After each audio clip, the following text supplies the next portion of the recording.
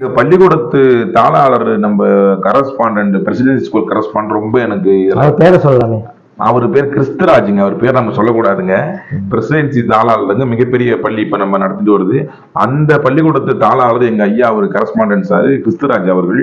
அவங்க எல்லாம் எங்க அப்பாட்ட பேசி இந்த கலை ஒரு பெரிய ஒரு கலைங்க, அவங்க ஒரு கிறிஸ்துவர், அவங்க அப்படி இருந்தாலும் இந்த தெய்வீகமான இந்த இந்துத்துவத்துல இருக்கிற இந்த கலையை பத்தி பெருமையா சொல்லி, இது பொதுவான கலை, எல்லாருக்கும் பொதுவான கலை, எல்லா சமுதாயத்தையும் சேர்ந்த ஒரு கலை, இதை நீங்க தமிழருக்கு தமிழ் முதல் கலைன்னு சொல்லிட்டு நம்ம பெருமையா சொல்லி எடுத்து சொல்லி பேசி நம்ம அதுக்கப்புறம் தான் இங்க சம்மதிச்சாங்க. நாங்க இப்போ நல்லா இந்த குறைகள் அப்படியே போறோம், வெளிநாடுகளுக்கு போறோம், அங்க போறோம், நல்ல ஒரு பெருமையா இருக்குது. அப்புறம் இன்னொரு விஷயம் உங்ககிட்ட இருந்து நாங்க கேள்விப்பட்டோம், உங்க நண்பர்கள் மூலயமா உங்களுக்கு ஏதாவது வாழ்த்து மெடல் அந்த மாதிரி விஷயங்கள் ஏதாவது கொடுத்தா நீங்க எடுத்துமே கோயில வச்சுட்டு வந்துருவீங்களாமே?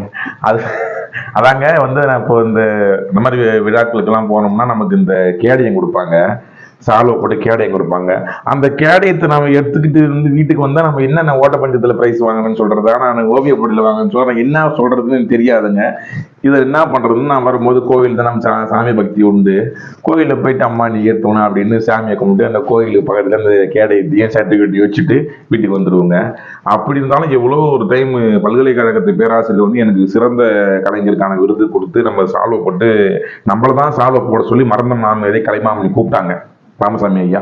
ஆனா நான் மறுத்துட்டேன். காரணம் நியூஸ் பேப்பர்ல எடுப்பாங்க அப்படின்னு சொல்லிட்டு, அதுக்காக அது வேற ஒருத்தவங்களுக்கு போட்டுருந்தாங்க. அந்த நியூஸ் பேப்பர் எங்க வீட்டுக்கு வந்தது. அப்ப நான் பார்த்தேன், இந்த பேப்பர் இன்னைக்கு நாம போன இந்த போட்டோ நாம தானே வந்திருப்போம் அப்படின்னு அது ஒரு பயம் தான். அப்படி இருந்தும் ஒரு 2 டைம் நாங்க இப்ப நியூஸ் பேப்பர்ல நம்ம சால்வ் பண்ண வரும்போது எங்க வீட்லயே எங்க அப்பா எல்லாம் பார்த்தது எப்படி நியூஸ்ல வந்து சொல்லிட்டு ரொம்ப பிரச்சனை எல்லாம் பண்ணாங்க. அதனாலேயே நான் அந்த சர்டிபிகேட் வாங்குறது எவ்வளவு 10 வருஷமா நான் வாங்கின கேலியும் வாங்கின சர்டிபிகேட் எல்லாம் கலை பண்பாட்டுத்துறையில களிமா நம்ம கம்பன் கலையரங்கத்துல வாங்குவோம், பக்கத்துல அந்த காளியம்மா கோயில வச்சுட்டு வந்துருவோம். இதே தான் நமக்கு வேலை. நான் பல கலைஞர்களை சந்திச்சிருக்கிறேன். ஆமா. ஆனா பரிசும் பாராட்டுகளையும் ஆமா கோயில்ல வச்சுட்டு வந்துருவான்றத இப்பதான் நான் முறையா ஏன்னா அது வேற வழி இல்லை நமக்கு. இப்ப நம்ம ஒரு சந்தோஷமா நாங்க பாத்தீங்கன்னா நான் பிரைஸ் வாங்கியிருக்கேன், நான் அவார்டு வாங்கிக்கிறேன், வீட்டை காட்ட முடியாத ஒரு சூழ்நிலைங்க. அப்போ காட்டினா நமக்கு பாராட்டு கிடைக்காது, அடி ஒரு தான் வாங்கணும். எதுக்குடா இதை நம்ம காட்டுவாங்க அப்படின்னு சொல்லிட்டு அப்படியே எடுத்து நம்ம வாங்குவோம். ஆனாலும் கும்பலா போட்டோ எடுப்பாங்க, நம்மளை தள்ளி விட்டுட்டு போய் நின்று போட்டோக்கு போஸ்ட் கொடுக்க போறாங்க. ஆனா நம்மளை கூட்டு முன்னு நின்று உங்க முகத்தை காட்டுங்கன்னு சொல்லுவாங்க, நம்மளால காட்ட முடியாத ஒரு சூழ்நிலை. அப்படியே நான் ஒண்டிக்கிட்டு உறிஞ்சிக்கிட்டு அப்படியே பின்னால நான் அவங்களுக்கும் நம்ம மதிப்பு கொடுத்தாகணும். அதனால மறைஞ்சுக்கிட்டு கேடிட்டு யாருக்குன்னா கொடுத்துட்டு நாம தனி நிற்கிறது. அவங்க போய் காட்டிக்குவாங்க அவங்க வீட்டுங்களில் சில பேர். இந்த துறையை பொறுத்த வரைக்கும் நீங்க என்ன ஓடி ஒளிஞ்சாலும் இன்னைக்கு நீங்க முன்னிலையில தான் இருக்கணும்ன்ற கடவுளோட கட்டளை. ஆமாங்க, உண்மைதான். இன்னைக்கு நீங்க ஒரு பிரபலமான ஒரு தெருக்கூத்து கலைஞராகவும் ஆசிரியராகவும் பயணிச்சுட்டு இருக்கீங்க. இப்போ நீங்க இந்த தெருக்கூத்து கலைஞர்களோட நீங்க என்னென்ன வேடம், அதாவது வேடம் என்னென்ன பாத்திரங்கள்லாம் நடிப்பீங்க? ஆண் வேடகத்திலையும் தலை வேஷம், கொண்டக்கட்டு வேஷம், சூட வேஷம், கதாநாயகி வேஷம் 4மே செய்வேன். அதே மாதிரி பெண் வேடங்கள்லயும் கதாநாயகி, துணை கதாநாயகி, ஓப்பனிங் வரக்கூடிய இது 3 செய்வேன். இது இல்லாதங்க இசைக்கருவிகளை மிருதங்க கலைஞருக்கு எப்படி வாசிப்பாரோ அதை விடவே சிறப்பாக அதே போலவே ஒரு பிரபலமான ஒரு நாடக ஆசிரியர் செய்கிறாருன்னா அவரு நம்மளுக்கு நம்மள அவரு எதுவும் சொல்லாத அளவுக்கு நான் சிறப்பான ஒரு தொழில் செய்யற அளவுக்கு மிருதங்கம் வாசிப்போங்க. மிருதங்கம்லாம் வாசிப்பீங்களா? ஐயா நான் தெருக்கூத்துக்கு வரத்துக்கு முன்னாடியேங்க எங்க அப்பா காவல் அதிகாரியா இருக்காரு துறையில. அவர் பீச்சில் இந்த 200 ரூபாய் அந்த டோலாக்கு விற்பாங்க இந்த இந்திக்காரங்கெல்லாம், அதை வாங்கி கொடுத்தாரு எனக்கு. அதுலயே நான் கத்துக்கிட்டு தெருக்கூத்துக்கு வரத்துக்கு முன்னாடியே இந்த மிருதங்கம் வாசிப்பேன். தாளம் ஐயப்பன் கோயிலுக்கு போயிட்டு விளக்கு கொடுப்பாங்க, அந்த விளக்கு கைட்டிட்டா 2 பக்கம் 2 தாளமா இருக்கும். அதுல இங்கிலிங்கிலிங்கிலிங்கிலும் நான் அப்பவே தாளம் அடிப்பேன், மத்தெல்லாம் அடிப்பேங்க. தெருக்கூத்துல மிருதங்கம் சில கலைஞர்கள்லாம் கொஞ்சம் மத்தளக்காரம் மாற்றி விடுறதுக்கு வாசிப்பாங்க. நான் அப்படி இல்லைங்க, மிருதங்கம் முழுக்க ஒரு இரவு முழுவதும் மிருதங்கம் வாசிப்பேன். தெரியுமா? உங்க கலைக்குள்ள ஒரு ஹைலைட் என்னன்னு கேட்டீங்கன்னா, உங்க கலைக்குள்ள ஏதாவது ஒரு கதாபாத்திரம் வராட்டாலும் அந்த கதாபாத்திரத்தை எடுத்து நீங்க பண்ணிடுவீங்க ஒரு விஷயம் ஆமா, தெளிவா தெரியுது. ஆமா. உங்க கலைக்குழு பெயர் என்னன்னு கொஞ்சம் சொல்றேன். புதுவை ஸ்ரீ மயிலம் முருகன் நாடக சபா. வேற ஊருங்களுக்கு போகும்போனா திரையில வந்து மயிலம் முருகன் நாடக சபான்னு பார்த்த உடனே சொல்லிடுவாங்க மயில் தாட்டக்காரங்க அப்படின்னு சில ஊர்ல பேசிப்பாங்க. அது மயிலம் முருகன் நாடக சபா. நம்ம முருகர் பக்தர், மயிலம் முருகர் பக்தர், அவருடைய சபானு போட்டா அந்த அப்பனுடைய பேர்ல போடணும்னு ஒரு ஆசை. அதனால வச்சுட்டோமே தவிர்த்து நம்ம இருக்கிறது வந்து புதுவை மாநிலம் பொய்யாகுளம் தான். நம்ம நாடக சபா பேர் ஸ்ரீ மயிலம் முருகன் நாடக சபா. இன்றைய இளைஞர்களுக்கு இந்த தெருக்கூத்து கலையை பத்தி நீங்க என்ன சொல்ல வரீங்க? அதாவதுங்க, நாடக கத்துக்கிற கலைஞர்களுக்கு இளைஞர்களுக்கு வந்து என்ன சொல்ல விரும்புறேன்னா, அங்க இப்ப வர்றது இளைஞர்கள்லாம் வராங்க, கத்துக்கிறதுக்கு வராங்க. இப்போ ஓரளவுக்கு நிறைய வராங்க. ஆனா வந்து வர பிள்ளைங்க வந்து தெருக்கூத்து முழுமையா கத்துக்கணும்னு வரலங்க யாருமே. ஒரு ஆளு ஒரு பாட்டு பாடுறான்னா ஒருத்தவனுக்கு 2 பாட்டு தான் தெரியுது. அந்த 2 பாட்டும் முழுமையா தெரியல. அவன் 2000 கேட்கறான் சம்பளம் ஒரு நாளைக்கு. கொடுத்தாதான் வருவான்னு சொல்றான். அப்போ நாடக கலை சபாக்கள் வளர்ந்த ஒரு காலகட்டத்துல ஆட்கள் பற்றாக்குறையினால ஒரு 4 சபாக்காரன் அவனை கூப்பிடுறாங்க. வாடா 2000 நான் தரேன் அப்படின்னு சொல்லிட்டு கூப்பிடுறான். அப்போ வந்து அவன் என்ன நினைச்சுக்கிறான், கலையை கத்துக்கணும்ன்ற ஆர்வம் அவனுக்கு வரல. சம்பாதனை எப்படின்னா நம்ம சம்பாதத்தை ஏத்திக்கலாம். அங்க போனா இவர் ஒரு 100 ரூபாய் ஏற்றி கொடுப்பாரு, அங்க போனா அவர் ஒரு 100 ரூபாய் ஏற்றி கொடுப்பாரான்னு தான் அவனுடைய கண்ணோட்டங்கள், அவனோட மைண்ட் செட் அங்க போகுதே தவிர்த்து சம்பளம் கொடுக்கறது நாங்க சம்பளம் கொடுத்து ஒரு வேஷம் வருமானு கேட்ட காலம் போயிட்டு இப்ப அப்படி இல்லைங்க. இப்ப வர பிள்ளைங்க எல்லாம் வந்து அதே மாதிரி வந்து ஒழுக்கம் என்பது இல்லைங்க. வரல நாடகத்துக்கு வரல முடிஞ்சு போச்சு. அங்க விட 100 ரூபாய் கூட அங்க ஓடிடுறானுங்க பசங்க. இப்ப வர பிள்ளைங்க ஒண்ணுமே ஒரு ஒழுக்கம், நல்ல ஒழுக்கம் கத்துக்கணும். அதுதான் நாடக கலைஞர்களுக்கு சொல்றேன். தெருக்கூத்து வாத்தியாரங்களை பார்த்து இந்த வேஷம் சின்ன வேஷம் எப்படி செய்யலாம், எப்படி போகலாம், இன்னைக்கு நம்ம கத்துக்கணும். ஒரு நாளைக்கு 10 நாள் ஒரே ஊரை நடத்தும்.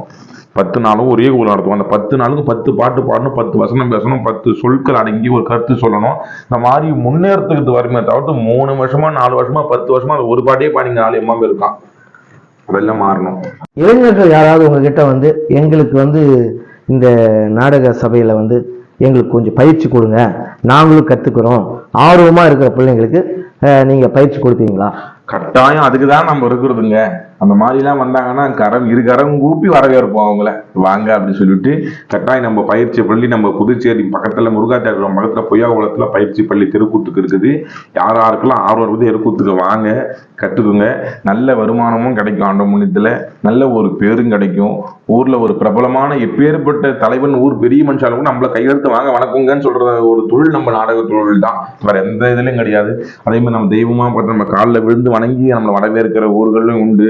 அந்த மாதிரி கிராமிய கலையை, தெருக்கூத்து கலையை மனதார நினைச்சு வருந்தி கஷ்டப்பட்டு கத்துக்கிட்டா இஷ்டப்பட்டு நம்ம வாழலாம், தெருக்கூத்துல பெருமை அடையலாம் அப்படின்றது என்னுடைய கருத்துங்க. நீங்க போற ஊர் எப்படி இருந்தா நல்லா இருக்கும்னு ஆசைப்படுறீங்க? நம்மள ஒரு ஆதரவா நம்மள அந்த காலம் உண்டு, அந்த மாதிரி எல்லாம் பார்த்தவங்க தான். இப்போ வந்து அந்த மாதிரி வளர்ச்சி தான். ஆட்கள் நிறைய வந்து தெருக்கூத்தை வந்து பாக்குறாங்க. ஆனா அவங்கள பார்க்க முடியாத ஒரு சூழ்நிலை, மறுநாள் வேலைக்கு போகணும். அந்த காலத்துல அந்த அளவுக்கு யாருக்கும் வேலை வசதினா நாடகத்தை பார்த்துட்டு இருப்பாங்க, போவாங்க. இப்போ எல்லா வேலைக்கு ஓடுற காலகட்டமாகி போச்சு. இரவு முழுவதும் கண் முழிச்சு பார்த்துட்டு அவங்க மறுநாள் வேலைக்கு போறது கஷ்டமா இருக்குது. அதனால பாக்குறாங்க. முடிஞ்ச அளவுக்கு தெருக்கூத்தை வந்து பார்க்க வரணும். பார்த்துட்டு நல்ல ஒரு வரவேற்பு கொடுத்தோம்னு சொன்னா நம்மளுக்கு ஒரு அங்கீகாரம். அதே மாதிரி வந்து ஒரு சில எனக்கு அந்த மாதிரிலாம் இல்லை, கலைஞர்கள் சொல்லும் போது நம்ம கஷ்டமா இருக்கும், நம்மள எங்கேயும் மதிக்கல போகலாம் அப்படின்னா, கலைஞர்கள் நாம நல்ல ஒழுக்கத்துக்கு நாம வந்தோம்னா நம்மளை கட்டாயம் வரவேற்கிறதுக்கு ஆள் இருக்குது. நாம நல்ல ஒரு ஜென்டலா, ஒரு கெத்தா, நம்ம ஒரு மரியாதையா நம்ம வந்தோம்னு சொன்னா நம்மள வரவேற்கிறாங்க. நம்ம வந்து ஒரு அன்டீசென்டா, நம்ம ஒரு இது இல்லை, ஒரு சென்ஸ் இல்லாம நம்ம பண்ற ஒரு சில வேலைகள் தான் வந்து அவங்க நம்மளை வெறுப்பாங்களே தவிர்த்து நம்ம கலையை வெறுப்பாங்களே வந்து, கலைகள்லயும் நம்ம ஒரு சில ஆபாசம் இல்லாத ஒரு நகைச்சுவையா கொண்டு போறத தவிர்த்துட்டு இந்த ஆபாசமா பேசக்கூடிய வார்த்தைகள்லாம் தவிர்த்து. ஏன்னா இப்போ வந்து பாத்தீங்கன்னா லேடிஸுங்கெல்லாம் வந்து பாக்குறாங்க. முக்கியமா அந்த குழந்தைங்கள்லாம் வந்து அதிகமா உட்காந்து தெருக்கூத்து விரும்பி பாக்குறாங்க. இப்போ காலகட்டங்கள் மாறி போச்சு, வளர்ந்து போச்சு. அப்பெல்லாம் வயசானவங்க தான் பார்ப்பாங்க. இப்போ எல்லாருமே ஒரு சமநிலையா உட்கார்ந்து பாக்குறாங்க. எல்லாருமே பாக்குறாங்க. ஒரு சில ஊருங்கள்லங்க இளைஞர்கள் தான் தெருக்கூத்து நடத்துறாங்க. எடுத்து அவங்க வரி வசூல் பண்ணி விநாயகர் சதுர்த்திக்கு எல்லாம் வந்து நீங்க தான் நாடகத்துக்கு வரணும் அப்படின்னு சொல்லிட்டு இளைஞர்கள் தான் வந்து நம்மள முன்னிருந்து தெருக்கூத்து செயல்படுத்துறாங்க. ஒரு சில ஊர்கள்ல பெரிய மனுஷாக்கள் செய்யறாங்க. இதுக்கு என்னுடைய கருத்து என்னன்னா வந்து சமமா உட்காந்து பாக்குறாங்க. நம்ம நாடக கலைஞர்களும் திருத்திக்கும். நம்ம சும்மா ஊர்காரங்களே நம்ம குறை சொல்லக்கூடாது. தவறு இங்கதான் இருக்குது. நம்ம வந்து ஒரு படத்தை கூட, ஒரு படம் நல்லா இருந்தா தான் படம் நல்லா இருக்காது பார்க்க வருவான். நம்ம தொழிலை வந்து நம்ம முன்னேற்றம் கொண்டு போகணும். புது நகைச்சுவையா கொடுக்கணும். மக்களுக்கு ஒரு ரசனை இருக்கணும். நம்ம வந்து ஒரு நல்ல ஒரு பாக்குறதுக்கு ஒரு ஜொலிப்பா நம்ம காமிச்சாதான் அவங்க நம்ம விருப்பப்படுவாங்க, விரும்புவாங்க. ஒரு ஹோட்டல்ல கூட அந்த ஹோட்டல்ல வந்து நம்ம வெளியில இருக்கக்கூடிய ஒரு அவுட்லுக்கை பார்த்தா நம்ம உள்ள போய் நல்லா இந்த சாப்பிடலான்ட்டு தோணும் மக்களுக்கு. அந்த மாதிரி தெருக்கூத்து நம்ம பார்க்கும்போது நல்ல ஒரு ஜொலிப்பா ட்ரெஸ்ஸிங்லாம் மாத்திட்டு பழைய காலத்துல இருந்ததை மாத்திட்டு நல்ல ஒரு பார்க்கறதுக்கு நல்ல அட்ராக்ஷனா இருந்தாதான் இப்பத்தி காலகட்டத்து மக்களுக்கு புரியாத மாதிரி பெரிய பெரிய நீண்ட வரிசை பாடல்கள்லாம் சுருக்கி சின்னதாக்கிட்டு மக்களுக்கு போய் புரிகிற அளவுக்கு இப்பத்தி காலகட்ட சொல் மறைஞ்சு போச்சு இல்லையா? அப்பத்தி சொற்கள் நம்ம தாட்டம் பாட்டி பேசின ஒரு சொற்கள்லாம் மறைஞ்சு போச்சு இல்ல, அதுதான் நாம பயன்படுத்துறோம். அதையெல்லாம் மாத்திட்டு இப்பத்தி காலகட்ட சொற்களுக்கு மக்களுக்கு ஈஸியா போய் சேர மாதிரி இளைஞர்கள் நம்ம முக்கியமா கவர் பண்ணி ஆகணும். இப்போ இந்த இளைய சமுதாயத்தை கவர் பண்றது அடுத்த சமுதாயத்துக்கு இந்த கலை இருக்கும். இது வரைக்கும் நம்ம கேட்ட கேள்விகளுக்கெல்லாம் பொறுமையா இருந்து பதில் சொன்ன நம்ம அவினாஷ் அவர்களுக்கு RS studio diary YouTube channel சார்பா மனமார்ந்த நன்றியை தெரிவிச்சுக்கிறோம் ஐயா. இத்தனை காலம் எனக்கும் ஒரு வாய்ப்பாக யூடியூப் சேனல் கூடிய RS studio diary YouTube channel Puduvai பிரபலம் நிறைக்கும் நம்ம ஐயா இயக்குனர் ரமேஷ் செல்வராஜன் அவர்களுக்கும் கேமராமேன் வேலு அவர்களுக்கும் எங்கள் கலைக்குழு சார்பாகவும் மயிலம் முருகன் நாடக சபா தெருக்கூத்து கலைஞர்கள் சார்பாகவும் நன்றியை உரித்தாக்குகிறேன். நன்றி, வணக்கம்.